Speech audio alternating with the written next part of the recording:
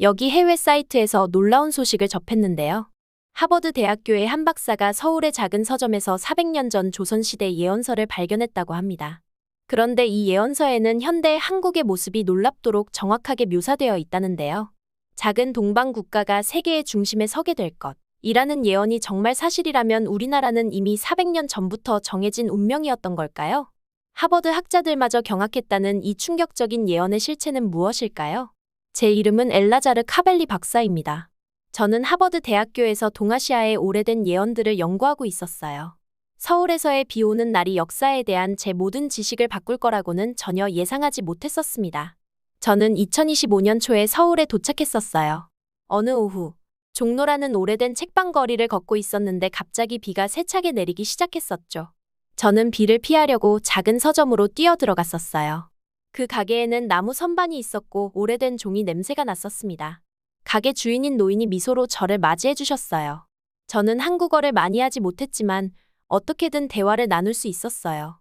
이상하게도 그분은 제가 관심을 가질 만한 것을 정확히 아시는 것 같았습니다. 조선 역사 좋아하세요? 그분이 한국어로 물으셨어요. 저는 신나게 고개를 끄덕였었죠. 조선 왕조는 약 500년 동안 1392년부터 1897년까지 한국을 다스렸었어요. 노인은 먼지 쌓인 책들 뒤에서 매우 오래된 책 한 권을 꺼내셨어요. 표지에는 예언록이라는 뜻의 한자가 적혀 있었어요. 페이지들은 노랗게 변해 있었고 아주 오래된 책에서만 나는 특별한 냄새가 났었습니다.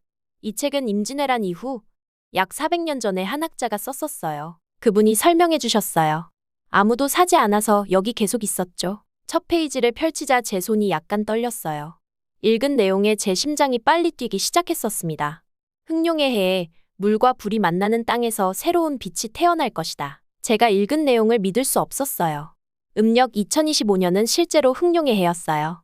그리고 한강과 밝은 도시 불빛이 있는 서울은 분명히 물과 불이 만나는 곳이라고 표현할 수 있었습니다. 다음 문장은 저를 더 놀라게 했었어요. 하늘에서 온 여행자가 이 땅의 비밀을 밝혀내고 세상은 놀라움에 흔들릴 것이다. 저는 방금 미국에서 비행기를 타고 왔었어요. 이 오래된 책에서 언급된 하늘에서 온 여행자가 저였을까요? 이 책은 언제 쓰여진 거예요? 저는 목소리를 안정시키려고 노력하면서 물었어요. 임진왜란 이후 1600년대 초반이요. 그분이 대답하셨어요. 임진왜란은 1592년에 일어났었습니다. 이것은 누군가가 거의 400년 전에 이 정확한 순간을 예언했다는 것을 의미했어요. 믿기 어려웠습니다. 저는 즉시 그 책을 사서 호텔로 서둘러 돌아갔었어요. 저는 밤새 예언들을 번역하면서 깨어 있었죠. 창문을 통해 한강에 반사되는 도시의 불빛을 볼 수 있었는데 예언에서 언급된 빛과 똑같았어요. 그 책에는 놀라운 예언들이 있었습니다. 한 부분에는 이렇게 적혀 있었어요. 쇠로 된 말들이 땅 위를 달리고 사람들을 태운 새들이 하늘을 날 것이다. 이것은 분명히 기차와 비행기를 묘사하고 있었습니다. 또 다른 부분에는 이렇게 쓰여 있었어요. 작은 상자들이 세상의 소리와 움직이는 밝은 그림들을 담을 것이다. 이것은 정확히 스마트폰과 텔레비전처럼 들렸습니다. 하지만 가장 놀라운 예언은 이것이었어요. 400년 후 작은 동방 국가가 세계의 중심에 서게 될 것이며 그 힘은 천지를 연결하는 빛에서 나올 것이다. 이것은 2025년 현대 한국을 완벽하게 묘사하고 있었어요. 한국은 모든 전자기기의 전원을 공급하는 작은 실리콘 조각인 컴퓨터 칩을 만드는 것으로 유명해졌었습니다. 이 칩들은 전기 일종의 빛을 사용하여 디지털 세계 천국과 물리적 현실 지구를 연결했어요. 그날 밤 저는 잠을 이루지 못했어요. 제 마음은 질문들로 가득 차 있었죠. 조선시대에 누군가가 어떻게 현대 기술을 예측할 수 있었을까요? 그들이 어떻게 한국이 세계적으로 중요해질 것을 알 수 있었을까요? 그 예언들은 단순한 행운의 추측이라기에는 너무 정확했습니다. 해가 뜨자 저는 창가에 서서 깨어나는 서울을 바라보고 있었어요. 자동차들이 고속도로를 따라 움직이고 사람들은 일터로 서둘러 가고 높은 건물들은 아침 햇살에 반짝이고 있었죠. 이 현대적인 도시는 수세기 전의 예언이 정확히 묘사했던 그대로였습니다. 이 책은 어떤 다른 비밀들을 담고 있을까? 저는 궁금해했어요. 저는 놀라운 여정의 시작점에 서 있는 것 같은 느낌이 들었습니다. 단순한 비 오는 날과 먼지 쌓인 오래된 책으로 시작된 여정이었죠. 저는 하버드에 있는 교수님께 전화하기 위해 휴대폰을 집어들었어요. 그분은 이 발견에 대해 들으셔야 했습니다. 전화번호를 누르면서 저는 책상 위에 고대 책을 바라보았어요.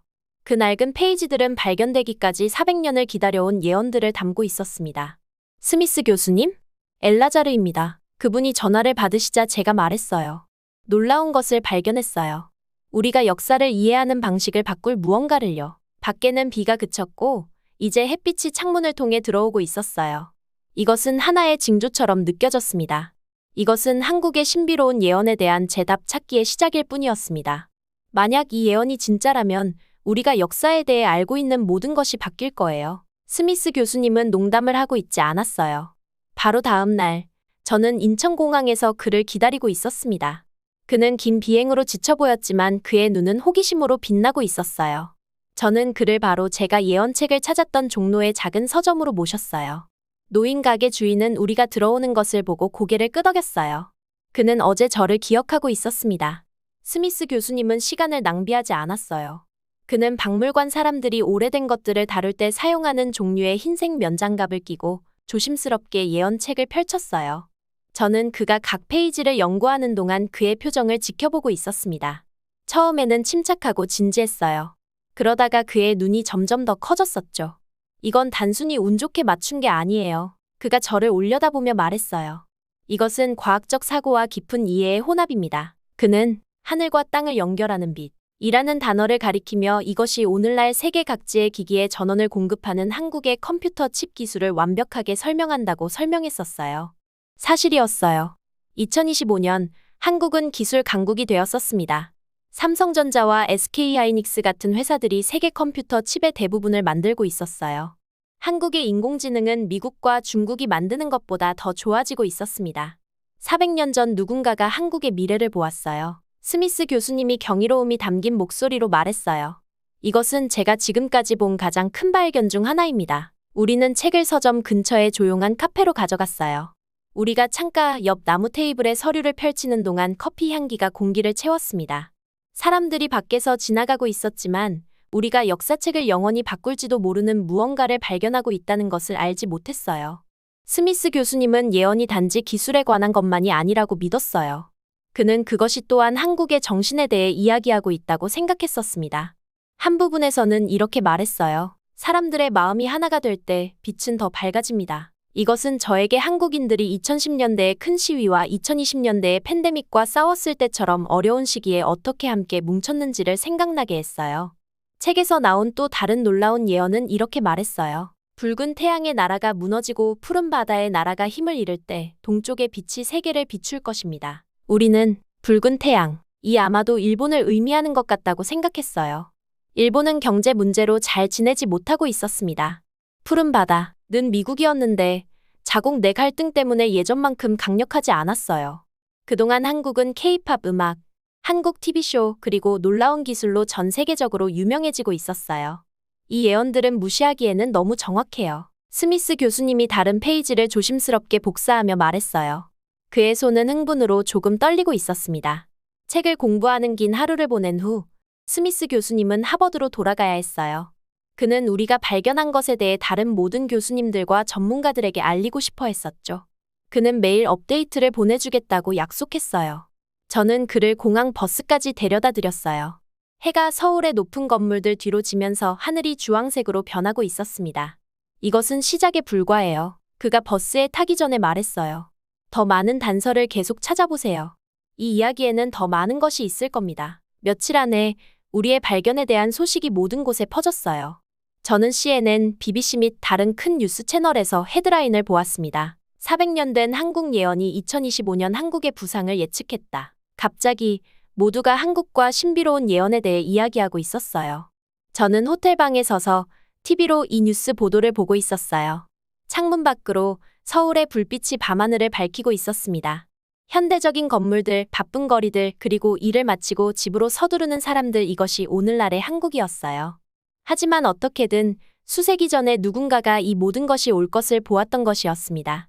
한국이 정말로 세계의 중심이 되도록 운명되어 있는 걸까요? 저는 큰 소리로 궁금해했어요. 이 질문은 제가 연구를 계속하는 동안 어디를 가든 저를 따라다녔어요. 저는 서울 전역의 도서관과 박물관을 방문하기 시작했어요. 역사 전문가들과 오래된 책 수집가들과 이야기를 나누었습니다. 예언에 대한 뉴스를 본 후 모두가 도움을 주고 싶어 했어요. 일부 사람들은 심지어 오래된 예언에 대한 그들 가족의 이야기를 들고 저에게 왔었죠. 어느 날 밤, 한강을 따라 걸으면서 저는 물에 비치는 도시 불빛을 보고 있었어요. 그것은 한국의 기술이 이제 전 세계의 휴대폰, 컴퓨터 그리고 TV를 밝히고 있다는 것을 생각나게 했었습니다. 한국 음악은 멀리 떨어진 나라에서 연주되고 있었어요. 한국 음식은 모든 곳에서 인기를 얻고 있었습니다. 예언은 제 눈앞에서 실현되고 있었어요. 제가 무엇을 더 발견할까요? 그리고 그것은 한국의 미래에 무엇을 의미할까요? 이 질문들은 제가 서울 위의 별들을 바라보며 어떤 다른 비밀들이 발견되기를 기다리고 있는지 궁금해하며 제 마음을 가득 채웠습니다. 저는 서울에 남았어요. 예언서에 대해 더 많은 것을 알아야 했거든요. 누가 이 책을 썼을까요? 어떻게 400년 동안 살아남았을까요? 이런 질문들이 밤낮으로 제 마음을 채웠었습니다. 제 탐색은 한국 곳곳의 여러 장소로 저를 이끌었어요. 새로운 장소마다 예언에 관한 중요한 것들을 알려주었습니다. 어느 화창한 아침, 저는 서울역 근처의 전통시장 축제를 방문했었어요. 시장은 밝은 색상들, 맛있는 냄새들 그리고 쇼핑객들과 판매자들의 즐거운 목소리로 가득 차 있었습니다. 수공예품과 전통 음식을 구경하며 군중 속을 걸어가고 있었을 때 예상치 못한 일이 일어났어요. 한 할머니가 저에게 다가오셨어요. 그녀의 얼굴에는 지혜와 경험의 세월을 보여주는 주름이 있었습니다. 할머니는 단순한 전통 한복을 입고 작은 천 보따리를 들고 계셨어요. 젊은이, 그녀가 부드러운 목소리로 말했어요. TV에서 모두가 얘기하는 그 예언서를 찾은 사람이 당신인가요? 제 심장이 뛰었어요. 네, 저예요. 제가 대답했습니다. 그녀는 이 순간을 기다려왔다는 듯이 미소 지었어요. 우리 가족에게도 비슷한 것이 있어요. 그녀가 조심스럽게 보따리를 풀면서 말했습니다. 안에는 오래된 종이들이 있었는데 세월의 흔적으로 누렇게 변하고 만지면 부서질 것 같이 연약했어요. 글씨는 희미했지만 여전히 읽을 수 있었습니다. 종이들을 보면서 한 문장이 즉시 제 눈에 들어왔어요. 흑룡의 해가 지나고 황금소의 해에 동방의 빛이 하늘 끝까지 도달할 것이다. 이것을 읽으면서 제 손이 떨렸어요. 현재 2025년은 음력으로 흑룡의 해였습니다. 그리고 2026년은 황금소의 해가 될 거예요. 이 예언은 내년에 한국의 영향력이 더욱 강해질 것이라고 말하고 있었던 거죠. 이 종이들 사진을 찍어도 될까요? 저는 할머니께 물었어요. 그녀는 고개를 끄덕였고 저는 조심스럽게 휴대폰으로 각 페이지를 촬영했습니다. 이 종이들은 어디서 얻으셨어요? 제가 물었어요. 우리 가족이 여러 세대에 걸쳐 전해 내려왔어요. 그녀가 설명했습니다. 제 할머니가 어머니에게 주셨고 어머니는 저에게 주셨죠. 뉴스에서 당신을 보기 전까지는 그저 오래된 가족 이야기라고만 생각했었어요. 저는 계속 여행을 이어가기 전에 그녀에게 여러 번 감사 인사를 했습니다. 다음 주, 제 연구는 저를 부산으로 이끌었어요. 부산은 한국 남부의 아름다운 해안 도시였습니다. 그곳에서 저는 산과 바다 사이에 자리 잡은 고대 사찰을 방문했었어요. 사찰은 평화로웠고 풍경 소리와 향의 냄새가 공기 중에 감돌고 있었습니다. 머리를 민간단한 회색 승복을 입은 스님이 저를 맞이해 주셨어요. 제 연구에 대해 말씀드렸을 때 그의 눈이 관심으로 빛났습니다. 한국은 역사 전체에 걸쳐 많은 예언자들이 있었어요. 우리가 사찰 경내를 걸으며 그가 말했어요. 조선 시대뿐만 아니라 더 이전 고려 시대에도 비슷한 기록들이 존재했습니다. 많은 기록들이 한국의 미래 부상에 대해 알려주고 있죠. 스님은 저를 오래된 두루마리와 책들로 가득 찬 작은 방으로 인도했었어요. 그는 조심스럽게 불경을 꺼내 동방의 별이 빛날 때 라는 구절을 보여주셨습니다. 이것도 한국의 운명에 대한 또 다른 언급이에요. 그가 설명했어요. 고대 아시아 천문학에서 한국은 종종 동쪽 방향과 연관되었습니다. 제 여행은 고대 신라 왕국의 수도였던 경주로 계속되었어요. 이 도시는 마치 살아있는 박물관을 걷는 것 같았죠. 현대 거리 곳곳에 석탑과 왕릉이 흩어져 있었습니다. 경주에서 저는 전통 한옥집에 사는 노학자를 만났었어요. 그의 하얀 수염과 친절한 눈은 제게 처음 예언서를 보여준 서점 주인을 떠올리게 했습니다. 심지어 신라 시대에도 1000년도 더 전에 우리가 나무 바닥 방에서 차를 나누며 학자가 말했어요. 한 여성 무당이 동방의 빛이 1000년 후에 세상을 비출 것이다라고 예언했었습니다. 저는 머릿속으로 빠르게 계산해 보았어요. 신라 왕국은 기원전 57년부터 서기 935년까지 존재했습니다. 만약 예언이 신라 말기인 900년대쯤에 이루어졌다면 1000년 후는 현재 우리 시대인 2020년대를 가리키는 거예요. 그날 저녁, 저는 서울의 한강가에 혼자 앉아 있었어요. 도시 불빛이 물에 반사되어 마치 수백만 개의 별처럼 보였습니다. 제가 배운 모든 것에 대해 생각하고 있었어요. 조선의 학자들, 신라의 무당들, 고려의 스님들 그들 모두가 한국의 미래에 대해 같은 비전을 공유하고 있는 것 같았습니다. 그리고 이제 2025년, 저는 그들의 예측이 제 눈앞에서 현실이 되는 것을 볼 수 있었어요. 한국의 반도체 칩은 전 세계 전자기기 안에 들어있었습니다. 한국 영화, 음악, TV쇼는 전 세계 수백만 명의 사람들에게 사랑받고 있었어요. 한국 제품과 아이디어는 사람들의 일상생활에 영향을 미치고 있었죠. 강 위의 불빛들은 천지를 연결하는 빛에 대한 예언의 말을 떠올리게 했어요. 이것이 고대 작가들이 그들의 비전에서 본 것이었을까요? 현대 한국 밝게 빛나며 기술과 문화를 통해 전 세계 사람들을 연결하는 것. 저는 일기장을 꺼내 이렇게 썼어요. 400년 된 예언이 현실이 되는 이 순간은 믿을 수 없을 정도예요. 전 세계가 새로운 눈으로 한국을 바라보고 있습니다. 밤이 깊어갈수록 저는 오래전 그 예언자들과 이상한 연결감을 느꼈어요. 그들은 미래를 내다보며 어떻게든 이 순간을 보았던 거예요. 그리고 저는 비 오는 날 작은 서점에서의 우연한 행운으로 그들의 말을 빛으로 가져온 사람이 되었습니다. 이 예언들은 단지 기술이나 부에 관한 것만이 아니었어요. 그것들은 더 깊은 의미에 대해 말하고 있었습니다. 전 세계 사람들의 마음을 움직이는 한국의 정신과 따뜻함에 관한 것이었죠. 저는 이것이 단지 제 연구나 학문적 발견보다 훨씬 더 큰 이야기라는 것을 이해하기 시작했었어요. 이것은 역사를 통해 많은 어려움을 견뎌왔지만 자신의 시간이 올 것이라는 희망을 결코 잃지 않았던 작은 나라에 관한 이야기였습니다. 그리고 이제 그 시간이 여기 있었어요. 저는 일기장을 닫고 밝은 도시를 지나 조용히 흐르는 강을 바라보았습니다. 고대와 현대가 바로 여기, 지금 만나고 있었어요. 그리고 저는 이 모든 것을 목격할 수 있는 운이 좋았습니다. 내일, 저는 연구를 계속할 거예요. 아직 대답해야 할 많은 질문들과 더 많은 예언들을 찾아야 했습니다. 하지만 오늘 밤, 한강가에 앉아 있으면서 저는 제가 정확히 있어야 할 곳에 있다고 느꼈어요. 제 눈앞에 펼쳐지는 놀라운 이야기의 중심에 있었던 거죠. 옛 책에 있던 한국의 특별한 미래에 관한 이야기가 빠르게 퍼지고 있었어요. 사람들은 이제 대학교에서만 이야기하는 것이 아니었습니다. 아시아 전역의 실제 사람들이 일상생활에서 한국에 커져가는 힘을 느끼고 있었어요. 저는 한국 주변의 많은 나라를 방문해서 이런 영향을 직접 보고자 했었어요. 일본에서는 미키 사토라는 여성을 만났는데 그녀는 안정된 직장을 떠나 서울로 이사했었습니다. 우리는 홍대 근처의 작은 카페에 앉아 그녀의 이야기를 들었었죠. 예전에는 한국이 그저 TV 드라마 속 장소라고 생각했어요. 미키는 아이스 커피를 저으며 말했었어요. 하지만 직접 방문했을 때 저는 이곳에서 뭔가 다른 것을 느꼈습니다. 사람들이 더 많이 웃었어요. 그들은 우리가 일본에서 더 이상 하지 않는 방식으로 서로 연결되어 있었죠. 미키만이 아니었습니다. 많은 일본 사람들이 단순한 관광객이 아니라 살고 일하기 위해 한국에 오고 있었어요. 그들은 고향에서는 사라진 듯한 따뜻함을 이곳에서 느꼈었죠. 오래된 예언은 이것을 정확히 언급했었습니다. 동방의 빛이 가까운 해안에서 사람들을 끌어들일 것이다. 제 연구는 다음으로 태국으로 이어졌어요. 거기서 저는 특이한 일이 벌어지고 있는 것을 보았습니다. 태국 사람들은 방코리아, 운동 이후 삼성, LG 같은 한국 기업들이 그들의 나라를 떠난 것에 대해 속상해하고 있었어요. 이 기업들은 수천 명의 사람들에게 일자리를 제공했었죠. 저는 방콕에서 차이아폰이라는 젊은 태국 학생을 만났어요.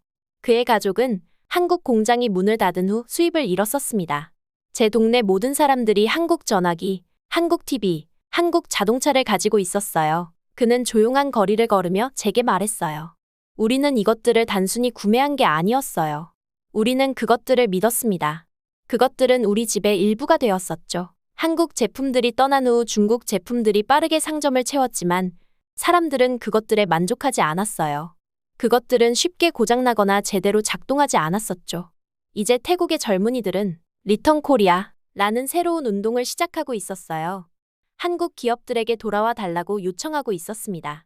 한국이 태국에 가져온 따뜻함은 더 싼 제품으로 대체될 수 없어요. 차이아폰은 사람들이 마을 곳곳에 붙여놓은 한국 기업 로고가 있는 표지판을 제게 보여주며 말했었습니다. 이것은 정확히 옛 예언서가 이야기했던 것이었어요. 한국의 따뜻함과 힘이 국경을 넘어 사람들의 마음을 움직일 것이다. 그 작은 나라는 예언이 말했던 것처럼 아시아의 많은 사람들에게 중요해지고 있었습니다. 저는 모든 것을 제 노트북에 적었어요. 매일 저는 400년 된 예언들이 현실이 되고 있다는 더 많은 증거를 찾았었죠. 한국 영화들은 큰 상을 받고 있었어요. 한국 음악은 어디서나 연주되고 있었습니다. 한국 기술은 모든 사람의 주머니 속에 있었어요. 그리고 가장 중요하게 공동체와 서로를 돌보는 것에 대한 한국의 아이디어가 다른 나라들에 퍼지고 있었습니다.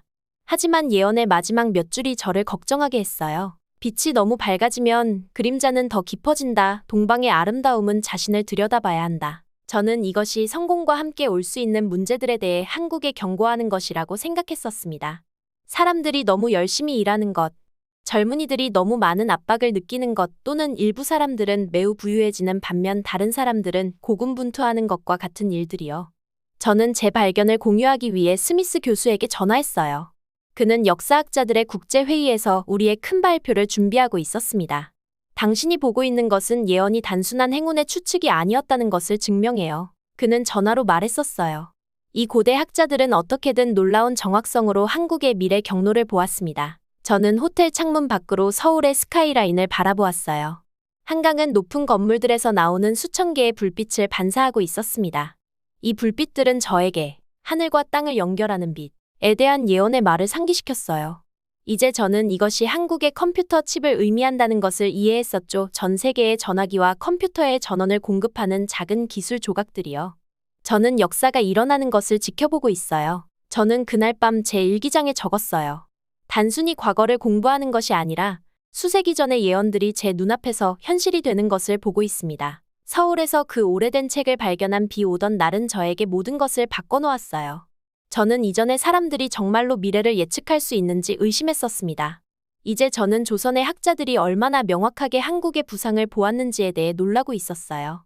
한국의 이야기는 단순히 돈을 버는 것이나 인기를 얻는 것에 관한 것이 아니었습니다.